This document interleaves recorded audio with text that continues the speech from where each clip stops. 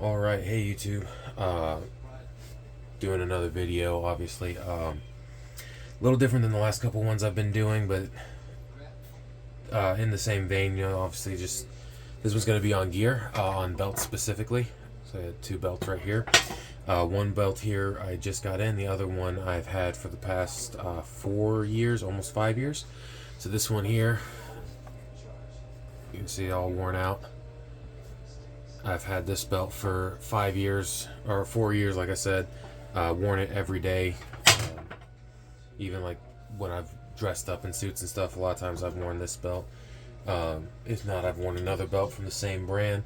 Both of these belts are core essentials. The ratcheting, I don't know if they actually call it the click belt or not. I didn't even look at it, but you see core essentials.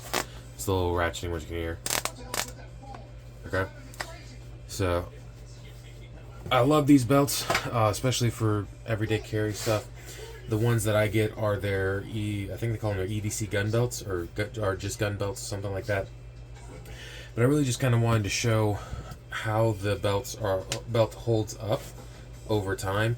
As you can see, I've got some fraying here along the edge, and the inner lining is quite worn. And I wasn't planning on doing this video, so I didn't keep it, but I wish I had. I did have to replace the buckle. So what happened was actually the ratchet part here worked great, worked fine. This pin basically wound up rusting, and I wound up getting a crack here, and the whole thing kind of just flipped off, right? The other side was perfectly fine, but that wound up rusting out. I don't hold that against core, just because, like I said, I wear these belts every day, and even in the summer around here, I live in North Carolina, and it gets, really hot and humid, and I sweat. I don't like the heat. I sweat pretty badly, so these belts get really thrashed on. But just kind of a comparison, this is the one I just got in. This is their gray one. As you can see what that interior lining looks like, brand new. And see, there's no fraying or anything on that one. So the other belt still works.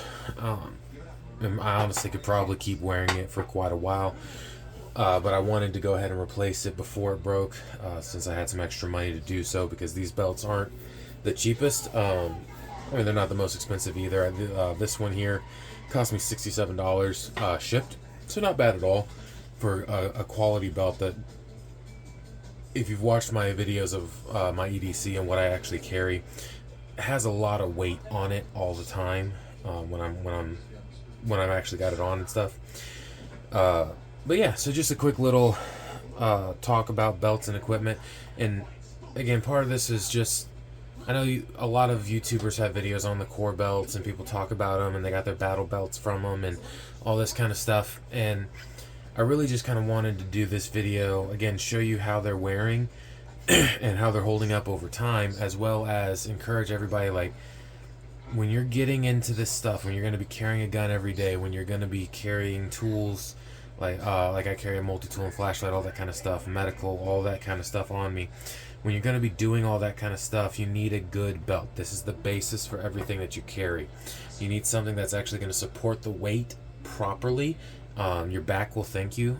Trust me, I've carried with belts that are not rigid and stiff like this. Like, let me get my hand over here without knocking the camera over. You see, it doesn't crunch down when it's new anyways.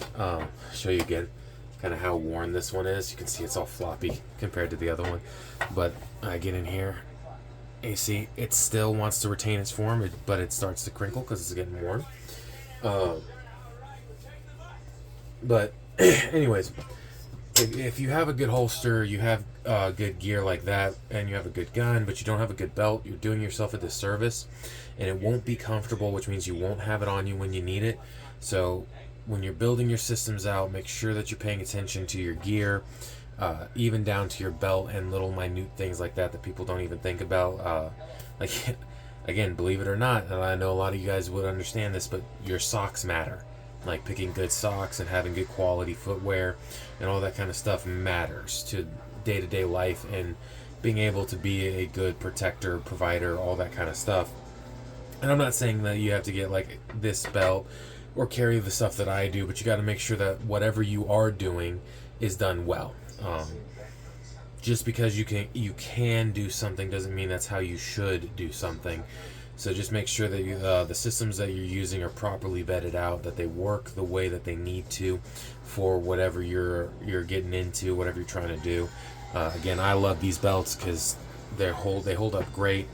I've had other belts that I only get a year or two out of, and I'm 4 years in to this other belt, and it's still got a good bit of life left in it. Like, once I get it cleaned up, it's going to wind up going in one of my spare kits or in a bailout bag or something like that, so I always have a good belt on hand if I need it. But yeah, so it's a little longer, a little more rambly than I wanted it to be, but just wanted to do a quick video on choosing a good EDC belt and making sure that your gear is squared away and investing in yourself in that. But yeah, appreciate you guys tuning in. Catch you on the next one. Peace.